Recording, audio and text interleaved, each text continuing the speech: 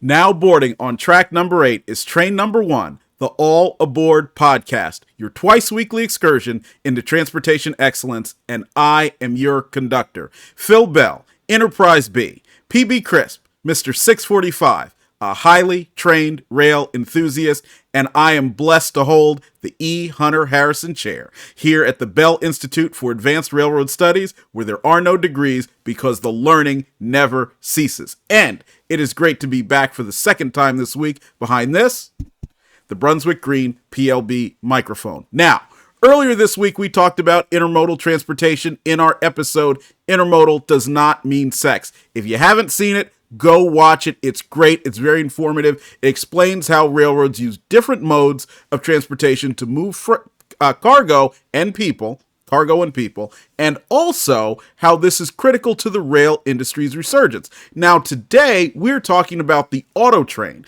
which is one of the most innovative concepts that's happened over the past 70 years in railroading, and how it has helped support the resurgence of passenger rail. Now, the auto train means a lot to me because I was very lucky over the years to get to know Eugene Carrot Garfield. Eugene Garfield, and I want to get, for those of you who are following us on YouTube and Rumble, a picture of him because, you know, I'm a big believer in that if you're able, you should have an understanding of who some of these people look like. That's Eugene Carrot Garfield to your left, with the hair, and then at the right is Paul Reistrup, who was Amtrak's second president, someone else I've been blessed to get to know over the years.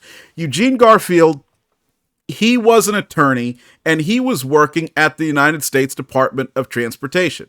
He had no railroad experience. He hadn't been an executive with Penn Central or New York Central or anything like that. He was what some people might refer to now as a gadfly. But he came across a study which was created by the United States DOT that cost $3 million and went over 3 years to determine if what was called a car ferry service was possible. Now, a car ferry service, and I know when you look out, you will see if you put car ferry into Google, you'll find a lot of pictures that look a lot like this.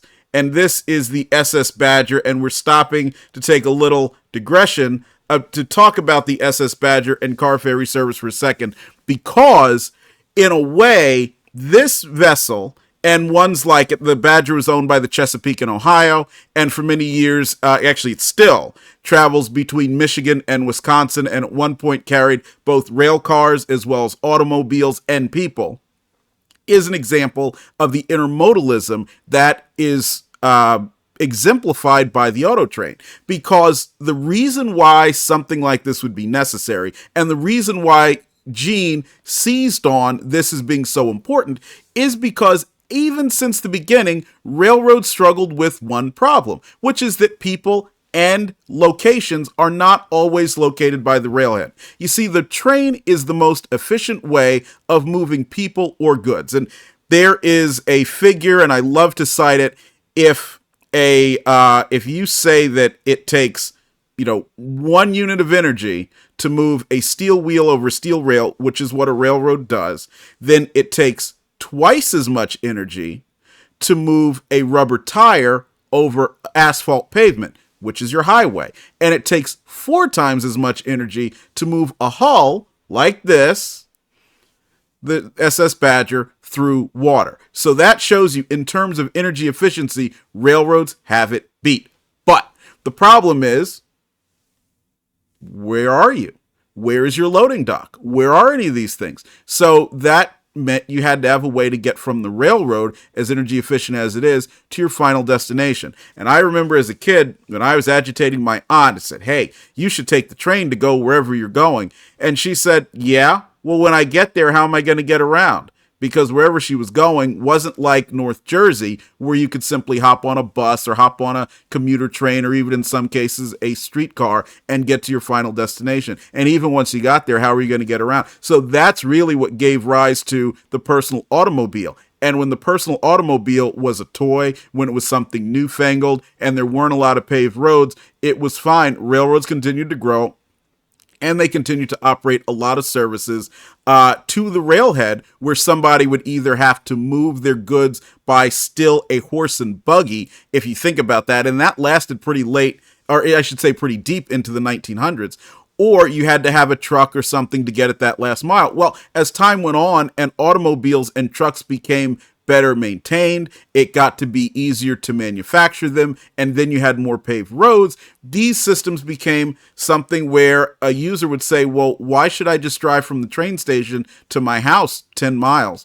Why don't I drive 50 miles to where I'm going? Well, suddenly that put a lot of branch line service under threat. And then as you saw the growth of the U.S. highway system and then the interstate highway system, that started to put a lot of the mainline service under threat. So the sad part is that I've struggled to grapple with, but it's true, the golden age of passenger rail and the golden age of rail transportation was probably in the 19 teens to the 1920s, because after that, once you had that growth in highways, you started to have a decline. Now, that doesn't mean that railroads became useless or the passenger train became anachronistic, as many people like to say. It just simply meant that it didn't grow and it didn't have the same level of market share that it did previously. Now, we'll talk about another episode how regulation exacerbated this problem and meant that you couldn't have right sizing. But for this episode, you'll understand that things services such as the Badger provided for the Chesapeake and Ohio, this is a form of intermodal service, and that meant that now you had the ability to get people, vehicles, and their goods closer to their destination while being moved on rail. Now, the reason why we got to that's just pretty much the background of why we would get to this sort of transportation. But what you saw in the 1960s and what led to the U.S. government doing a study on auto ferry service and ultimately leading to the creation of the auto train is this. And this is an idea of what many passenger trains sadly had become by the time we got to the 1960s, and that is Penn Central. We love to talk about Penn Central here, and that's because Penn Central has been so influential in so much of the broader business community, not just rail. But one of the things that Penn Central was known for was running some pretty terrible passenger trains. Now, that happened for two reasons. First of all, because Penn Central never had any money. It's the railroads that created the Pennsylvania and New York Central were functionally bankrupt by the time they merged together to create the Penn Central. The New Haven, which they had to take in as a condition of the Interstate Commerce Commission allowing the Pennsylvania and New York Central to merge, was also actually bankrupt. So you had a decline that could not have been arrested, even if the people who were running the show wanted to. And then adding to that, you had Al Pearlman, who was the president of the Penn Central, and he didn't want to run these trains. In fact, he was the man who was responsible for dramatically reducing the New York Central's passenger service, which, while some hate him for doing that, was actually a prudent move because so many people had deserted the rails. One of the saddest stories out there is the Royal Palm, which was a train that was operated by the Southern Railway, which is generally known for having been much more favorable to passenger service. Well, the Royal Palm operated between Cincinnati and Miami at one point, and then it was cut back to Jacksonville, and then it was steadily cut back even more.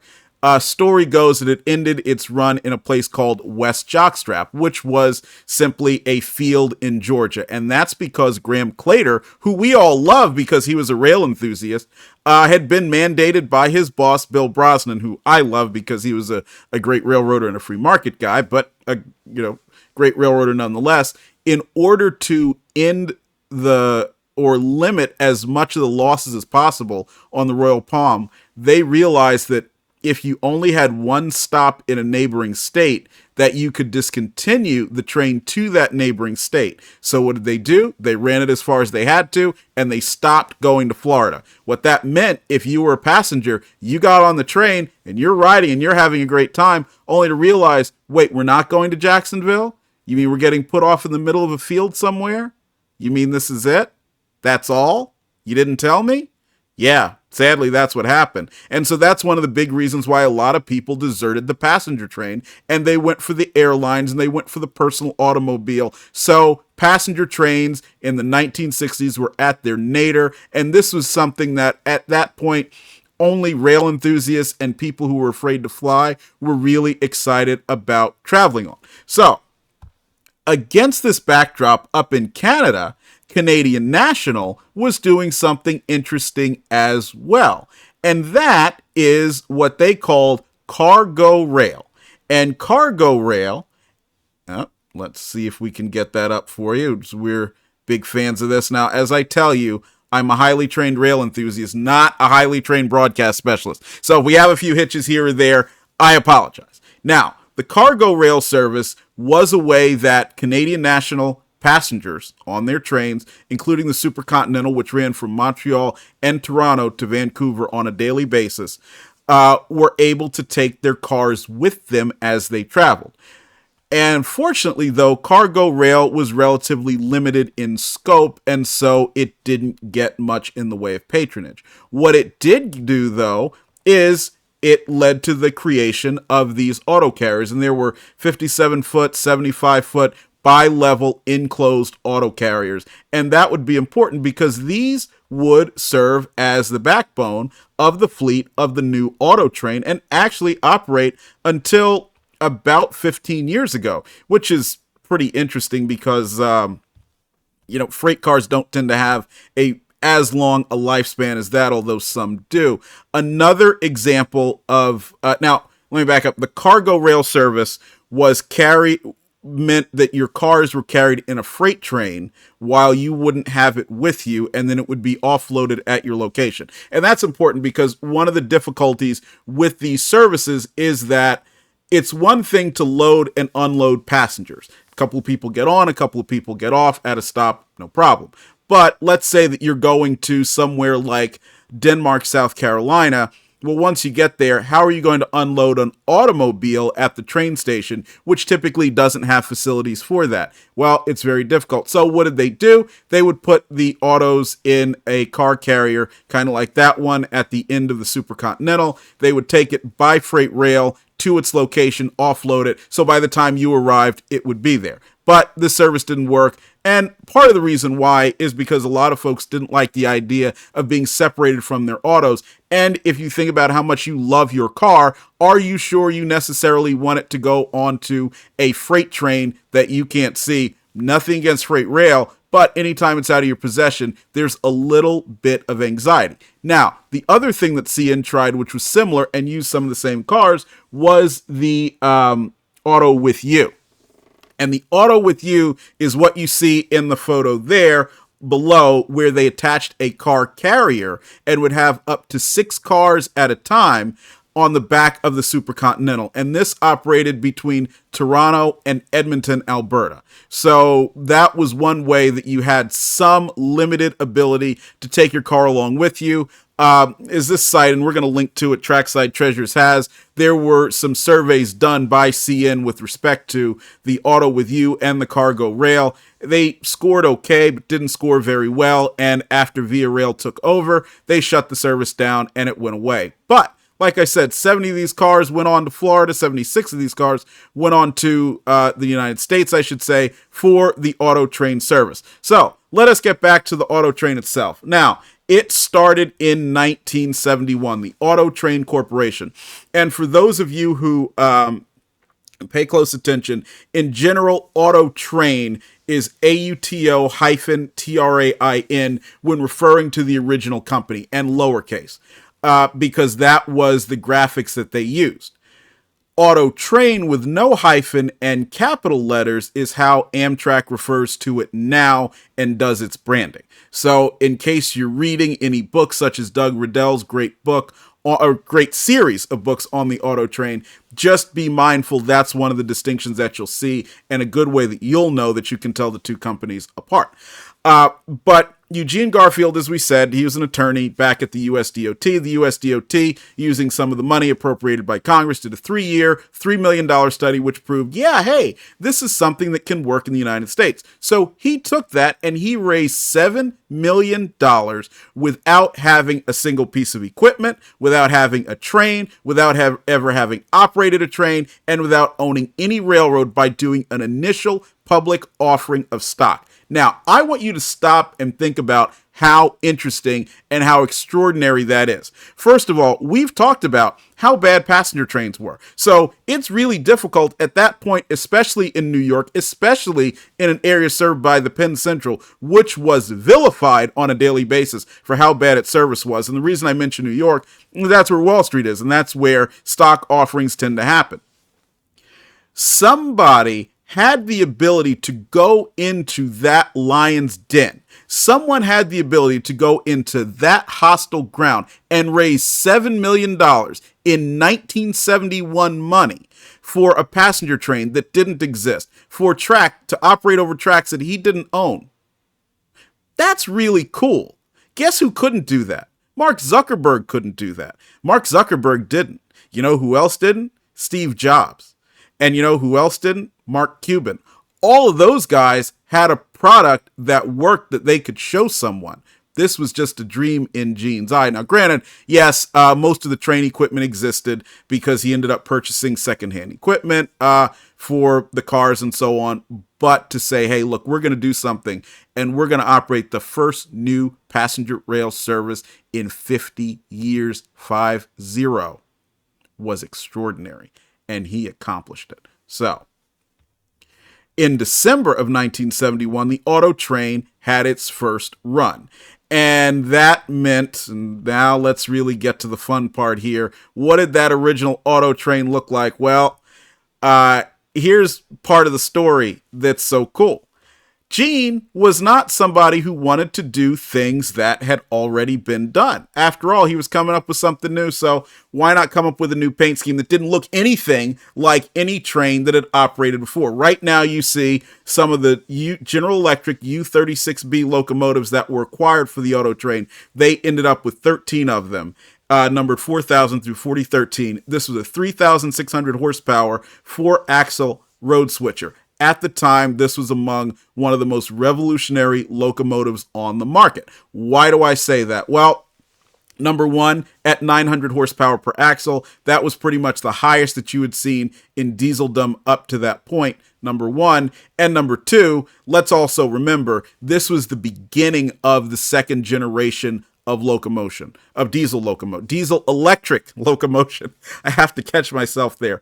That's because the first generation, which had been your E units, your F units, that had started to end, and we were getting into the era where you had DC, direct current, to AC to DC locomotives. So you would generate alternating current and supply that through a set of rectifiers to traction motors, which were direct current. So this way, you had the ability now to have more horsepower without having generators that are so large and so fire prone that it was able to break beyond the 2,000, 2,500 horsepower kind of roadblock that had existed before. Number two, General Electric was still relatively new to operate or producing its own diesel electric locomotives. It had long had partnerships with others, including Alco, Ingersoll Rand, and so on for many years. And for years, it was a supplier, but it was not until the mid-1960s with the introduction of the U-25B when they became a locomotive producer in their own right, and then would go on to dominate the market as they do today. So the U-36B, this was still a relatively new locomotive from a relatively new builder at a unique time. Now, what I want you to focus on a little bit, let's see if we can zoom in a little here, are the trucks on these locomotives. Now, the trucks here are, and I apologize for that, had a little glitch there. The trucks on these locomotives, if you are a rail enthusiast, you say, wait a second, Phil, those don't look like General Electric locomotive trucks. They don't look like AAR, Association of American Railroads, Type B drop equalizer trucks. And you're right. That's because they are Blomberg trucks. Blomberg, as in EMD, as in the two-axle trucks that EMD would use on its 4-axle locomotives. Why are they here? Well, Gene purchased, and I call him Gene because, again, I got a chance to know him, so he referred to himself as Gene, and that's what I called him. Gene was able to make a deal with the Seaboard Coast Line, which was one of the two railroads that provided crews and track for the auto train when it operated between Lorton, Virginia and Sanford, Florida. Part of that was he did a tack on to their locomotive order, which they had placed for U-36B locomotives. Now, they had traded in a number of first-generation locomotives, F7s, FP7s, and even some early Jeeps on this. Therefore, within the parts supply, you had these Blomberg trucks, and just as Seaboard Coastline's U-36Bs had them, so too did Auto Train's locomotives. So, you already had something that was also unique right off the bat. Well, if that was the motive power, what did the cars look like? Glad you asked. A lot of the cars, as Gene said, came from the Union Pacific and the Santa Fe. So a good example here is a full dome lounge that would later on find employment with the NYS&W and West Tours, which took it out to Alaska. This full dome is an example of a former Santa Fe car which migrated to Auto Train and was painted in its very unique scheme. Another of purple, red, and white. So for those of you who are listening, remember the scheme was purple, red, and white. Another example is this short dome, former Western Pacific car that was also part of the Auto Train roster. Now, what they tried to do as much as possible was have as many dome cars as possible, even for coach service. And in addition to the domes, they had a lot of sleepers, but these were all secondhand. And I remember reading John Kinling from Trains Magazine, and one of the things that he talked about was how difficult it was to finance passenger cars. So a large portion of the $7 million that was raised went to the acquisition of the passenger cars, because then as now, unless you are a governmental entity, unless you are somebody who is a very, very seasoned borrower, it is incredibly tough to get a bank to give you a mortgage, or I should say any kind of time payment on a railroad passenger car of any vintage that was then as now. Now, that's one of the things, just as a little bit of commentary, I think is absolutely absurd, because if anything has been proven over the years, the market for rail passenger cars remains robust. They always find buyers. They very, very rarely sit for many years or for very much time without being saleable. So the continued, unwillingness of banks to lend for this is one of the big things that keeps private passenger rail from growing, and there's absolutely no reason. So if you have chance to talk to a banker, tell them it is absurd and they should be willing to mortgage and lend to this, because it is a great risk for them. And the fact that many of these cars that didn't get cut up over the years just simply for age still continue to this day. And a great example is one of Norfolk Southern's executive office car special cars is a full dome that was once part of the Auto Train fleet, and after Auto Train's bankruptcy, it was sold to Conrail and then conveyed to Norfolk Southern. So yes, I very well would have loved to have been the banker on the other side of that transaction. Now, Auto Train originally operated between Lorton, Virginia, just outside of Washington, D.C., right where that picture behind us was taken, to Sanford, Florida, which is just outside of Disney World. The reasoning for this is simple. What Eugene Garfield found out that worked best was to have what's called a funnel. You had to have a lot of traffic coming in from the north side of the funnel, coming into one area where it would go through a relatively thin, you could say a straw, and then going to a wide variety of places once they get south of that funnel. And the route between Lorton, Virginia, outside of Washington, D.C., and Sanford, Florida, fit that profile very well. Because north of the Washington, D.C. area, you have a wide variety of people who are coming from New Jersey, Pennsylvania, Delaware, and the New England states, a pretty large area throughout that, who will pile on to I-95, and then they will go south until they get to Florida. Once they get to Florida, they go to a wide variety of destinations. Some go to the West Coast, where you have a lot of retirement communities. Some go to the East Coast, where you have Miami and that kind of metropolitan area between West Palm Beach and Miami. Some stay in that Orlando area, or actually not just some, but many, because obviously what you have there is Disney World, but also what you have there today is Leisure World, which is also one of the largest retirement communities in the United States. Still, others go to the Tampa area for the Gulf Coast and then different points on the Gulf Coast. So, if you are able to capture those travelers in one place, you could get them on a train and get them right where they need to go, which is right to another interstate, which in this case is Interstate 4 in Sanford, Florida. So, terminals were built at both locations, and agreements were reached with the Richmond, Fredericksburg, and Potomac, who owned the portion between Lorton and Richmond, Virginia, and then the seaboard coastline between Richmond and Sanford. And this operated over the former Atlantic coastline route through Florence. Then, as now, the auto trains would stop at Florence, South Carolina. That's where they would meet, and they would have inspections that would take place there, plus to give a chance to change crews and for people to get out and stretch their legs a little bit. But you had to ask the question, though, why would you really need to stretch your legs when you were an auto train passenger? Because they had everything from nightclubs on board to other social activities and so on. It was a true party train, and in the vernacular of kids today, it was lit. One of the things that I learned by talking to Gene is that, you know, he just had a total open mind, wanted to do things as differently as possible, and a great example of it is the dining cars, except he didn't call them dining cars. He called them restaurant cars, and he did it for two reasons. First of all, because he saw how absurd a lot of the union work rules were in those days, and if he called it a dining car, there was a very strong possibility that the Dining Carmen's Union, which was a real union and did in fact make a lot of trouble for a variety of railroads, especially the Rock Island, could have very well found their way onto his train. The second, and that would have been a problem for a variety of reasons, most notably cost.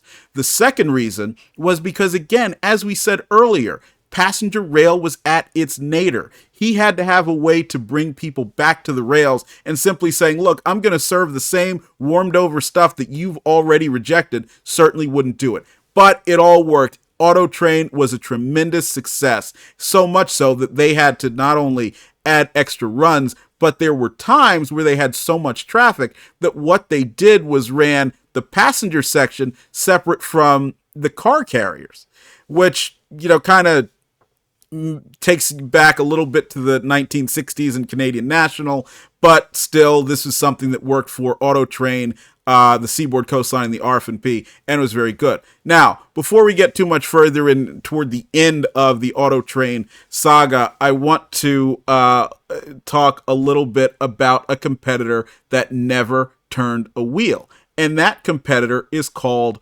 Autotrack. And you say, Phil, what is Autotrack? I've never heard of Autotrack. Well, Autotrack is what you see there. You see a couple of auto racks, clearly with Amtrak, point blunt arrow logos, and a weird name. Now, Autotrack was Amtrak's attempt to compete with the Auto Train. Because, as you know, Amtrak started its operations on May 1st, 1971. And Amtrak believed at that time that the legislation gave it the ability to be the only passenger rail operator anywhere in the country. Now, we know that early on, until 1983, they certainly were not the only intercity passenger rail operator, because the Southern Railway, the Chicago, Rock Island and Pacific, and the Denver and Rio Grande Western continued to operate a number of their trains for some time during that period. And this is partly vagaries of the enabling legislation, and also because, those railroads either, and the Georgia Road, which operated a mixed train. That's also either because of vagaries of the legislation that created Amtrak, because of certain franchise rules that those railroads may have dealt with, tax rules and otherwise. So Amtrak was not the only operator, but it attempted to make everybody think that it was the only one, and it sued to prevent the operation of the auto train. Well, it turned out the auto train had been given the green light before Amtrak was created, and therefore judge ruled that they could in fact run their trains. But Amtrak didn't like this, so they created AutoTrack. And AutoTrack would have run from roughly the same area in the Washington, D.C. area to, and as someone who did a lot of growing up in Florida, I apologize, I can't pronounce this properly, but Poinciana, which is near Disney World also. They went so far as to construct a terminal, and obviously, as you've seen in the picture, a few auto racks. They also ran several test trains, of which there's some photos in Trains Magazine, and we'll try to dig them up and share them as a post on our YouTube channel if we can find them. AutoTrack, of course, never got off the ground, but it shows the extent to which a new business will face a lot of difficulty from an entrenched incumbent, even an entrenched incumbent that hasn't been there for very long. And so that's why what Eugene Garfield was able to accomplish by starting a new company, by funding it, by building the relationships with some of the most critical people, such as Tom Rice of the Seaboard Coastline and Prime Osborne of the Louisville and Nashville, and later on the Seaboard Coastline, in order to get this sort of thing off the ground. That's something that is very much lost on many of us today, and that is also something that unfortunately is not recognized in some of the other railroad press, like Trains Magazine, which unfortunately in recent years has kind of gone out of its way to denigrate Eugene Garfield and his accomplishments. But we here at All Things Trains most certainly are going to stand up for his accomplishments because they represent the true accomplishment of the American dream. Unfortunately, the American dream, at least in this case for Eugene Garfield, didn't go on for very long because there were not one but two accidents that Autotrain had, which really damaged a lot of its equipment and sapped its capital, and it got into a spiral that ended in its bankruptcy and shut down in the early 1980s. I don't want to show a lot of the pictures of the last train, except that it was led by a RF&P SW 1500, which, if you can imagine that's by the way, SW 1500s are perfectly good engines, and the RF&Ps had road trucks for road service, so they're great, but this was just a dramatic decline and drop off from what had been such a revolutionary effort. Now, part of the reason why I want to talk about this, I told you I had a special connection with it. When I was a kid and I would go to ride Amtrak out of Jacksonville, I was lucky enough to have a friend there who was a station agent, and I remember him telling me when I asked, well, what train is that? And he said, oh, well, that's the auto train. And the train looked a lot like this. So phase 3, your equal red, white, and blue stripes on platinum mist with those big snub-nosed GE P30CHs pulling it that sounded like steam engines. And I remember I didn't like them. I liked the F40PH. The F40PH sounded like a good locomotive, but those ugly GEs, what is that? But you had Heritage Fleet coaches and sleepers, as well as some AM coaches mixed in. And what I would find out later were some of the auto racks or all of the auto racks from Eugene Garfield's auto train, because that was one of the things that carried over to the Amtrak operation. And the Amtrak operation, which we'll talk a little bit more in our episode next Monday, it came about because Graham Claytor, who had gotten to be friends with Gene Garfield over the years, decided once he got to be president of Amtrak, he was going to bring that train back. And he did, and that has become one of Amtrak's biggest single revenue generators. It routinely competes with the Empire Builder and is probably Amtrak's best known and best loved service, even though it is dramatically different from the train that Eugene Garfield operated.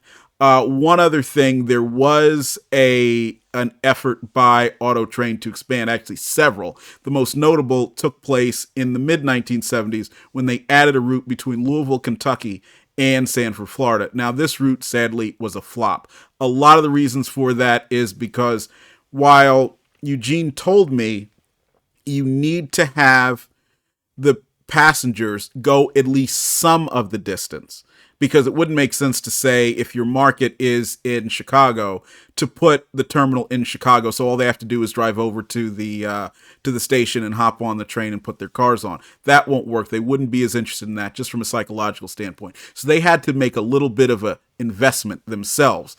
So therefore, that's why they put the location in Louisville. Well, as somebody who a few years ago drove from Louisville to Chicago chasing trains, I can tell you it's a long way. And by the time you get to Louisville, why don't you just keep going? So that was one of the reasons why that never grew. Probably the northern terminus should have been Indianapolis or even maybe a little further north.